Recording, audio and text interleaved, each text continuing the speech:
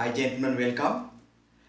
අද අපි කතා කරන්නේ interest covering ratio එක ගැන. interest කියන්නේ පොලිය, covering කියන්නේ ආවරණය, ratio කියන්නේ අනුපාතය. පොලි ආවරණ අනුපාතය කියලා මේක සිංහලෙන් කියන්න පුළුවන්. දැනට ලෝකේ තියෙන අනුපාතවල අනුපාත විශ්ලේෂණයේදී දැනට තියෙන ලෝකේ තියෙන අනුපාත වලින් මුල් අනුපාත 50ට සලකලා බලන්න පුළුවන් එක ratio එකක් තමයි interest covering ratio එක. ඇත්තටම හොඳ ආයෝජනයක තියෙන ප්‍රධාන ලක්ෂණය තමයි අපි ආයෝජනය කරන මුදල නැවත ගෙදර ගෙනියන්න පුළුවන් වෙන්න ඕනි. එතකොට මේ වගේ වෙලාවක රිස්ක් එක මැනේජ් කරන්න පාවිච්චි කරන්න පුළුවන් එක රේෂියෝ එකක් විදියට interest covering ratio එක හඳුන්වන්න පුළුවන්. නමුත් තීරණ ගැනීමේදී interest covering ratio එක විතරක්ම මදි. මේකෙදි සමහර වෙලාවට තියෙන අඩුපාඩු තියෙනවා. නමුත් ratio එකක් විදියට මේක හොඟක් හොඳ උදව්වක් අපිට කරනවා එක හා සමාන ඉන්ඩස්ට්‍රීස් කම්පෙයාර් කරන්න, ඇනලයිස් කරන්න සහ යම්කිසි ආයෝජනයකින් අවදානමක් තියනවා කියලා පේනවා නම් ඉක්මනින් එක්සිට් වෙන්න මේක උදව් කරනවා. මොකද්ද මේ රේෂියෝ එකෙන් කියන්නේ? ඉන්ටරෙස්ට් කවරින් රේෂියෝ එකෙන් කියන්නේ උදාහරණයක් විදිහට අපි උදාහරණයක් මුලින් කියලා හිතමු. ABC කියලා සමාගමක් තියෙනවා. ABC කියන සමාගම මාස 3කට අපි කියමු රුපියල් ලක්ෂ 6ක earnings හොයනවා. දැන් මම ඉස්සලා රේෂියෝ එක කියන්නම්. interest covering ratio එක කියන්නේ interest covering ratio එක සමානයි EBIT, earning before interest and taxes බෙදනවා interest expense එකෙන්. EBIT divided by interest expense. ඒ කියන්නේ මේකෙන් මොකක්ද කියන්නේ? දැන් අපි උදාහරණයක් කතා කරමු. ABC කියලා සමාගමක් තියෙනවා. ABC සමාගම මාස 3කට හොයනවා EBIT එක earning before interest and taxes ලක්ෂ 6ක්. ඊළඟ මේ සමාගම වල තියෙනවා ණය හා ණය පොලියක් ගෙවන්න මාසෙකට රුපියල් 50000ක්. හරිද? ඊළඟ මාසෙ රුපියල් 50000 කියන්නේ දැන් ඒතකොට මේ කාලච්ඡේදයකට අපි මේක හදන්නේ මාස 3ක කාලයක් සඳහා තමයි ලක්ෂ 6ක් හෙව්වේ. එතකොට මාස 3ක් කියන්නේ 50000 වැඩි කිරීම 3 1,50,000යි. එතකොට අපි EBIT එක දන්නවා, interest expense එක දන්නවා, interest covering ratio එක ගණනය කරන්න යන්නේ. මේකේ නිර්ණායකය තමයි interest covering ratio එක 1.5ට අඩු නම් මේ සමාගම අවදානම් සමාගමක් අවදානම් කැටගරි එකට යනවා. 1.5ට වැඩිව මේ සමාගමේ ratio එක වැඩි වේගෙන ඉහළට ගිහින් තියෙනවා නම් මේ සමාගම ස්ථාවර අවදානම් අඩු සමාගමක් යයි සැලකෙනවා. මම කියන්නම් ඒයි කියලා. දැන් අපි කැල්කියුලේට් කරා ලක්ෂ 6 බෙදීම ලක්ෂ 1.5. එතකොට කීයද? interest covering ratio එක එනවා 4ක්. 1.5ට වැඩිද අඩුද? 1.5ට වැඩි කියන්නේ සමාගම අවදානම් අතින් යම් මට්ටමකින් අඩුයි කියලා සලකන්න පුළුවන් interest covering ratio එක බේස් කරලා. ඇත්තටම interest covering ratio එක කියන්නේ සමාගමක් Taman ගත්ත ණය හා ණය පොලිය අපි කියමු වාරික වලින් ගෙවන්නේ මේක කවර් කරගන්න කොච්චර දුරට සමාගමට පුළුවන්ද කියලා ඒකේ earnings එක බලලා. හැබැයි මෙතනදී අපි සැලකිලිමත් වෙන්න ඕන මේ රේෂියෝ එක කැල්කියුලේට් කිරීමේදී සමාන කාල පරිච්ඡේදයකට මාසයකට හෝ මාස 3කට හෝ අවුරුද්දකට ගන්න. කොටස් වල බල ආයෝජකයෙක් විදිහට නම් අපි මේක බලනවා නම් අවුරුද්දක් දෙකක් තුනක් හතරක් වගේ කාල සීමාවක් තුළ මේ සමාගම interest covering ratio එකේ කරගෙන තියෙන වර්ධනය හරි progress එක ප්‍රගතිය ඒ වචනේ තමයි හරි ප්‍රගතිය බලන්න ඕනේ interest covering ratio එක අඩු කරගෙන අඩු වෙලා ගිහිල්ලා තියෙනවද වැඩි වෙලා ගිහිල්ලා තියෙනවද කියලා. interest covering ratio එක වැඩි වෙලා ගිහිල්ලා තියෙනවා නම් ඒක ගැටලුවක් නෑ සමාගම ස්ථාවරයි. මේක අඩු වෙගෙන ඇවිල්ලා 1.5 වගේ level එකට ඇවිල්ලා තියෙනවා නම් ඒ වගේ අවස්ථාවක සමාගම ලොකු බරක ඉන්නේ තමන්ගේ පොලිය ගෙවීම සම්බන්ධයෙන්. මොකද විපයීමත් මදි වෙනවා පොලිය ගෙවන්න. මේක එක වගේ තත්ත්වයකට ආවා කියන්නේ සමාගමට එතනින් එහාට කිසිම වර්ධනයක් අපේක්ෂා කරගන්න බෑ. සමහරට සමාගම බැංක්‍රප්ට්සි වෙන්න පුළුවන්. සමාගම ලික්විඩේට් කරන්න පුළුවන් ද ෆිනෑන්ස් කම්පැනි වගේ. ඒ වගේ සමාගම් වෙන්න පුළුවන්. ඒ නිසා මේ රේෂියෝ එක අකණ්ඩව බලලා මේක ලික්විඩිටි ප්‍රොෆිටබිලිටි එකක රේෂියෝස් ගොඩාක් තියෙනවා. අපි රේෂියෝස් දැන් 15 වැඩි කතා කරා. මේ රේෂියෝස් ඔක්කොම බලලයි මේ ඩිසිෂන් එක ගන්න ඕනේ. ඒ නිසා තනියෙන් මේක ගන්න බෑ.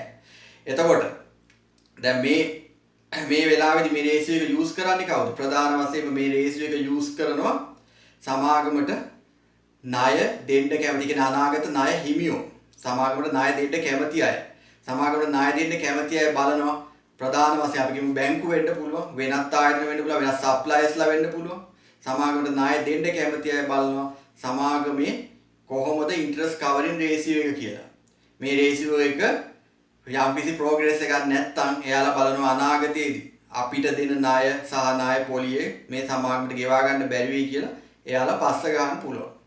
ඒ වගේම තමයි ෂෙයා හෝල්ඩර්ස්ලා විදියට මේ රේෂියෝ එක පාතට ඇවිල්ලා දෙනවා මේ වගේ සමාගමකින් අපිට ඩිවිඩන්ඩ්ස් බලාපොරොත්තු වෙන්න බෑ. සමහර රයිට් ඉෂුස් එන්න පුළුවන්, ඩිබෙන්චර්ස් එන්න පුළුවන්. ඒ වගේ අවාසිදායක දේවල් මේ වගේ සමාගමී වෙන්න පුළුවන් කියලා හිතන්න පුළුවන්. ඊට අමතරව පොලිය මත පොලිය ඇවිල්ලා ඩාඩ පොලිස් ආයේ වගේ ඇවිල්ලා සමාගමේ මොකද්ද වෙන්නේ අවසාන වශයෙන්? සූද්ද ලාභයට ප්‍රශ්නයක් වෙනවා. ඒ කියන්නේ EPS එක අඩු වෙනවා. ඉතින් ඒ වගේ තත්ත්වයකුත් වෙන්න පුළුවන්.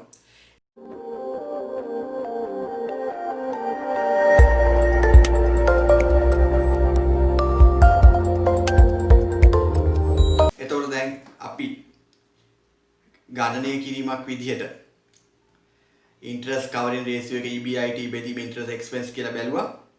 ඊළඟට මෙතනදී නිර්ණායකය තමයි බලන්න ඕනේ. මොකද ඔයාලා මේක කැල්කියුලේට් කරන්න නැහැ. හුඟක් රිපෝට්ස් වල මේ interest covering ratios තියෙනවා. විශේෂයෙන්ම finance companies වල තියෙනවා.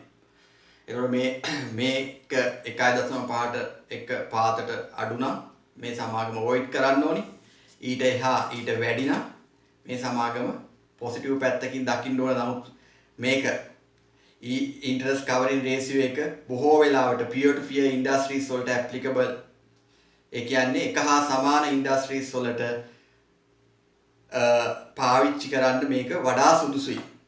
හේතුව ඇයි? එක nature එකක් තියෙන මේ businesses වල. හැබැයි මෙහෙම දෙයක් තියෙනවා. යම්කිසි මහා පරිමාණ ව්‍යාපාර තියෙනවා, ලොකු ව්‍යාපාර තියෙනවා. ඒ කට්ටිය, ඒ අය මොකද තමන්ගේ ප්‍රාග්ධන අවශ්‍යතාවයන් සපුරා ගන්න සමග expansions වැඩි කරගන්න. මොකද කරන්නේ? මහා පරිමාණ වශයෙන් ණය ගන්නවා. හැබැයි මේ ණය අරගන්නේ සම්පූර්ණයෙන්ම ආයෝජන කටයුත්තක් සඳහා. ඒ කියන්නේ අනාගතයේදී ආයෝජනය කරලා ආයෝජනයෙන් ලාභ එනවා. හොඳ cash flow එකක් generate වෙනවා. ඒකට එවැනි අවස්ථාවක interest covering ratio එක අඩු වුණා කියලා ප්‍රශ්නයක් නැහැ කියලා කියනවා. හැබැයි මෙතනදී ඒකයි අපි බලන්න ඕන සමාගමක් එදිනදා මෙහෙයුම් කටයුතු වලට ණයට අරන් පොලි ගෙවාගෙන මේ පොලි ගෙවාගෙන යන අවස්ථාවකුයි සමාගමක් තමන්ගේ expansions එහෙමත් නැත්නම් තමන්ගේ ව්‍යාපාරය පුළුල් කරන්න ණය අරගෙන මෙතනදී හැදෙන interest covering ratio එකයි අතර වෙනසක් තියෙන්න පුළුවන්.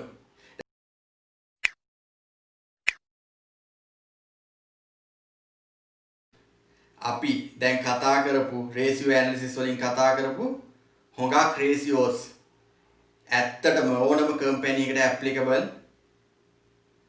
ඒ වගේම ඕනම කම්පැනි එකට මේක valid. මොකද කවුරු හරි කියනවා නම් ratio analysis වැඩක් නැහැ කියලා මේක තමයි heart එක. ලංකාවේ කොළඹ කොටස් වැඩපොළම විතරක් නෙමෙයි ලෝකේ කොයි රටක කොටස් වැඩපොළ ගියත් සමාගම් ගොඩාක් තියෙන අවස්ථාවක අපිට මේ සමාගම් ඔක්කොම ගිහින් ගන්න පුළුවන්ද? අපිට මේ සමාගම් ඔක්කොම ගිහිල්ලා ගන්න බෑ. සමාගම් 3000 2000 තියෙන අවස්ථාවක මේ සමාගම් වලින් ගන්න ඕන හොඳම සමාගම් 10ක් 15ක් තියෙනවා නම් මේ සමාගම් ටික තෝරගන්න අපිට ratio analysis එක හොඟක් උපකාරී වෙනවා. දැන් ලංකාවේ වගේ ගත්තු සමාගම් 300ක් විතර තියෙන්නේ. සාමාන්‍යයෙන් 168ක් retailers-ලා loss කියලා කියනවා ලංකාවේ මාකට් එකේ. ඒක රිසර්ච් එකකින් කියන්නේ. ඒ කියන්නේ 168ක් කියන්නේ සාමාන්‍යයෙන් 3න් 2ක් විතර. ඒකට හේතුව තමයි අපේ හොඟක් අය ආයෝජන දැනුම තුලින් නෙමෙයි තීරණ ගන්න. ආයෝජන දැනුම ගන්න උත්සාහ කරන්නේත් නැහැ. එතන තමයි තියෙන ගැටලුව. ඇත්තටම කොටස් වලට එන කෙනෙක් සාමාන්‍ය දැන් අපේ ලංකාවේ බැංකුවක ෆික්ස් ඩිපොසිට් එකක් දානවා නම් අපිට එච්චර දෙයක් හොයන්න තියනවද? හොයන්න නැහැ 100ට 6ද 8ද අපිට පොලිය හම්බ වෙනවා කියලා අපි දන්නවා. අවුරුද්ද අන්තිමට මෙච්චරයි at maturity ඒ වගේ අපි දන්නවා. හැබැයි කොටස් වලට එන කෙනෙක්ට guaranteed return එකක් කියන්න බෑ. නමුත් අපි ඇනලයිස් කරලා අපිට හිතා ගන්න පුළුවන් ට්‍රෙන්ඩ් එක බලලා මේ කම්පැනි මෙච්චරක් අපිට ඩිවිඩන්ඩ්ස් දෙයි. මේ කම්පැනි මෙච්චරක් earnings වැඩි වෙයි. EPS එක මෙච්චරක් වෙයි. sector PER එක මෙච්චරයි. competitors-ලා මේ විදිහට perform වෙයි. ඒ අනුව share price එක මෙච්චර වැඩි වෙයි කියලා prediction එකක් තමයි ගන්න ඕනේ. ඒ ප්‍රෙඩික්ෂන් එක අනුව තමයි ඒක පොසිටිව් නම් අපි ගිහින් ඒ ෂෙයා ප්‍රයිස් එක ගන්නවා. ඊට පස්සේ යම්කිසි කාලයක් ගියාම ඒක විකුණනවා. දැනට ලංකාවේ තියෙන උද්දමනකාරී තත්ත්වයක් එක්ක මේ මනි ප්‍රින්ටින් වැඩි ඒ වගේ මේ හැම දෙයක්ම උද්දමනකාරී තත්ත්වයක් එක්ක අනිත් ආයෝජනත් එක්ක අඩුම වශයෙන් කොටස් වල 20%ක වා රිටර්න් එකක් ගන්න බැරි නම් අවුරුද්දක් තුල ඒ වගේ ෂෙයා එකක් තේරුමක් නැහැ කියලා තමයි මගේ අදහස. ඒ නිසා අපිට බැංකුවකින් 108ක් හම්බුනාට අපේ මුදලේ වෙන අව탁සේරුව රුපියලේ දෙන ඩිප්‍රීසියේෂන් එකත් එක්ක ඒ ගැටලුව තියෙනවා. නමුත් මම ලංකාවෙන් පිට වෙළඳ පොළවල් වල පවා ආයෝජනය කරලා තියෙන විශේෂයෙන්ම Apple එක ගන්නකොට ඩොලර් එක 120 වගේ අනුපාතයේ තිබුණේ $1 එක රුපියල් 120 වගේ. අද Apple එකේ වගේ 3 ගුණයක් ඉහළ ගිහින් තියෙනවා. ඩොලර් 185 වෙලා දුන ක්‍රම දෙකකින් එතනදී ප්‍රතිලාභය ඇවිත් තියෙනවා. නමුත් ලංකාව තුලම ආයෝජනය කරන ඔයාලට රුපියලේ ඩිප්‍රීසියේෂන් එක මේ අවුරුදු 4 තුල 130ටත් උඩින් රුපියල් ඩිප්‍රීසියේට් වෙලා තියෙනවා. අනිත් පැත්තෙන් property market එක වැඩි වෙලා තියෙනවා. අපිට කියකේ assets base එක වැඩි වෙලා තියෙනවා කියලා. ඒත් මේ විදිහට මේ share කියන්නේ assets එහෙම බැලුවොත් share prices වැඩි වෙන්න ඕන. නමුත් එහෙම වෙනවද? එහෙම වෙන්නේ නැත්නම් අපි කොච්චර දුරට ප්‍රාග්ධන කොච්චර දුරට asset value එකෙන් වැඩි වුණත් සමාගමකට බැයි නම් හොඳ cash generate කරන්න සමාගමකට බැයි නම් net profit එකක් හොයන්න එහෙම සමාගම් ඉහළ යන්නේ නැහැ. මොකද හේතුව loss post වෙවි ඒක asset value එකකින් අඩු වෙනවා. මොකද return loss එකක් නෙන්නේ. ඒ නිසා එහෙම ගැටලුවක් තියෙනවා. එහෙම බැලුව සමහර plantation company එහෙම asset value එක 100ට වැඩිය දිනවා විකිණේ 12යි 15ට. රුපියල් 15ට විතර. ඒ නිසා asset values මේ විදිහට ගණනය කරන්න බෑ. මොකද අවසානම ඔප්ෂන් එකට සමාගම ගියොත් තමන්ගේ liabilities නැති කරලා ඉතුරු ඒවා ඒ කියන්නේ liquidate කරලා ඒ අවසානයේ ordinary shareholders ලට බෙදලා දෙන්න. ඒක වෙනම කතන්දරයි. ඒ වගේ වෙන අවස්ථාවක් අඩුයි. තේදෙන්ට එනකොට හොඟක් liabilities වැඩි වෙලා සමාගම ගිලෙන මට්ටමට ඇවිල්ලා ඊට පස්සේ ordinary shareholders ලට හම්බෙන මුදල් ප්‍රමාණයක් නැහැ. ඒ නිසා අර හොඟක් සමාගම් වගේ පැත්තකට වෙලා බලන් ඉඳ තමයි වෙන්නේ. ඉතින් ඒ නිසා මේ වගේ interest covering ratios වගේ අපිට මේ වගේ ratios වලින් risk එක manage කරගන්න පුළුවන්. අපි බලන්න ඕනේ විශේෂයෙන්ම ආයෝජනේ කොටස් වෙද්දපොළ වගේ ආයෝජනයක නේනකොට ආයෝජන දැනුම අවශ්‍යයි. ආයෝජන දැනුම අවශ්‍යයි. එතකොට මේ දැනුම ගන්න ක්‍රම ගොඩක් තියෙනවා. නමුත් හොඟක් ඒවා තියෙන්නේ කොහොමද? හොඟක් ඒවා පැහැදිලි නැහැ. ඉතින් හොඟක් අය කියලා දෙන්නේ නැහැ. කියලා දෙන්න පුළුවන් අය හොඳ ගමනක් ගිහිල්ලා තියෙනවා. දැන් උදාහරණයකට අපි පහුගිය මාස දෙකක් තුනක් අතර කතා කරපු සමාගම් Central Industries වගේ සමාගම් 100%යි මාස 3යි. ACL Plastics 160යි මාස 3යි. Royal Ceramics රුපියල් 55 56 දැන් 79 80යි. ඉතින් ඊට පස්සේ ඒ වගේ සමාගම් ඒ වගේ හුඟක් සමාගම් 130ට උඩින් රිටර්න්ස් දුන්නේ ඇයි? අපි අපේ දැනුමෙන් අත්දැකීමෙන් දන්නවා. දැන් කොටස් වෙද්දපොළ ආයෝජක විදිහට යුද්ධයේ පවතින කලින් කායදන් අපි ආයෝජනය කරලා තියෙනවා කොටස් වෙද්දපොළේ. ඊට අමතරව ශ්‍රී ලංකා ඉක්විටි ෆෝරම් එකේ මම පෝස්ට් 4500කට වැඩි දීලා තියෙනවා. ඒ වගේ ගිහින් ඒ හිස්ටරි එක බැලුවොත් එදා ලියපු කම්පැනිස් අපි 180ක් විතර සාර්ථකයි. කිසිම කෙනෙක් නැහැ 100ක් සාර්ථක. ඒ උනත් අපි තවමත් ඉගෙන ගන්නවා. මේක life long education system එකක්.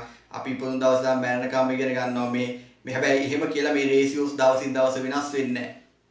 කිලෝග්‍රෑම් එක සම්මතයේ වගේ මේ රේෂියෝස් කොයි රටකට ගියත් මේ රේෂියෝස් කැල්කියුලේට් කිරිල්ලේදී එහෙම ලොකු වෙනසක් වෙන්නේ නැහැ. accounting standards වෙනස් වෙන්න පුළුවන්. දැන් ලංකාවේ හැටියට සමහර ශ්‍රී ලංකන් accounting standards වෙනස් වෙන්න පුළුවන්. biological assets අපි කියමු biological assets revalue කරන ක්‍රමය ලංකාවේ වෙනස් වෙන්න පුළුවන්. ඒ නිසා තමයි දැන් international financial standards පව ඇවිල්ලා තියෙන්නේ.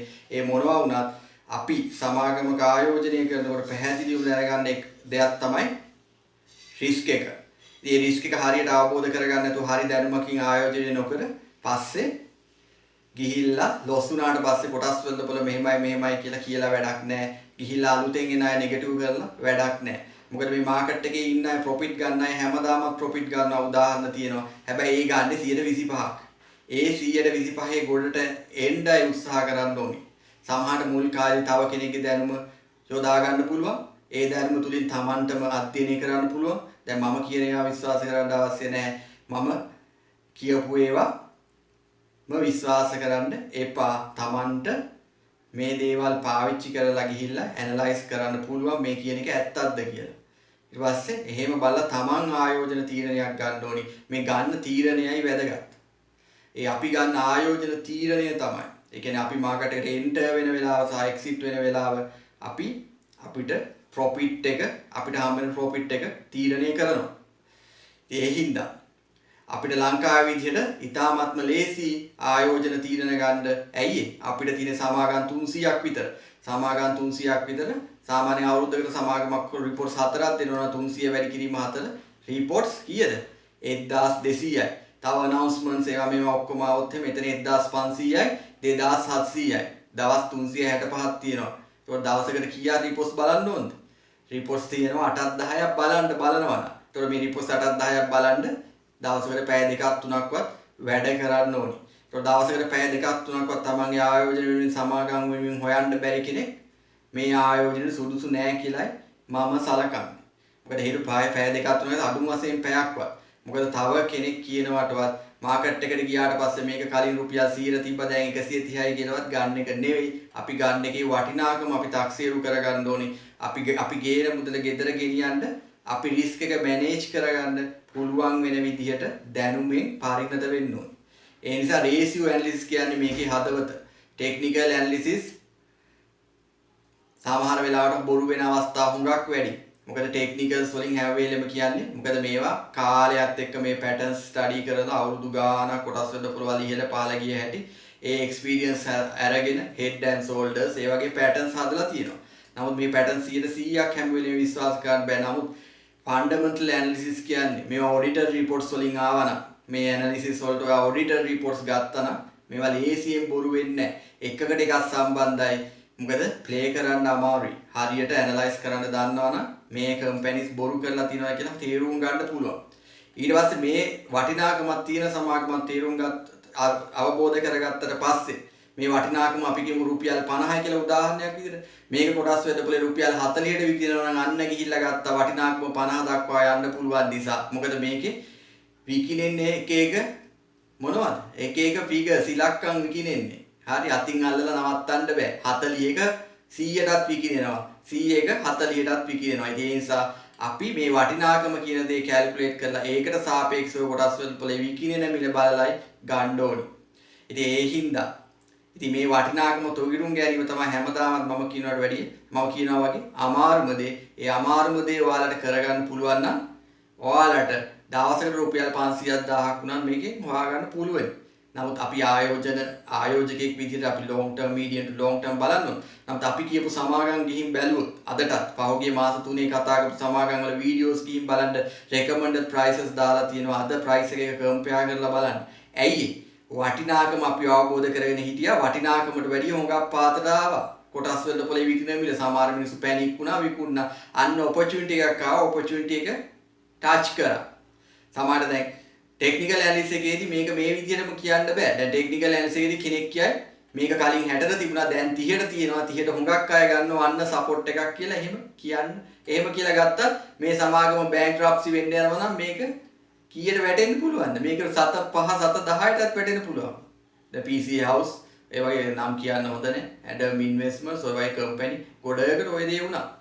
ඒ නිසා අපි අත්දැකීම් වලින් ඉගෙන ගන්න ඕනි. පහුගිය කාලේ වෙච්ච සමාගම් වැහිච්ච සමාගම් ගිහින් එකින් එක හොය බලන්න. ඇයි මේවා වැහුනේ කියලා. එතකොට තීරණය කරන්න පුළුවන්, තේරුම් ගන්න පුළුවන් සමහර ගත්ත වැරදි තීරණ, directors decisions. ඒ වගේ හොඟක් දේවල් මේවට බලපාලා තියෙනවා. සමහරට මාකට් එකේ ඉල්ලන්නේ නැති දෙයක් අපි ප්‍රොඩියුස් කරන්න ගියොත් මොකද වෙන්නේ? හරි. එම ගැටලු සහගත තත්වයන් තියෙනවා. විශේෂ හේතු ඇරුණා. ඒ හින්දා සමාගමක් කියන්නේ මේක දුවන්න ලේසි නෑ.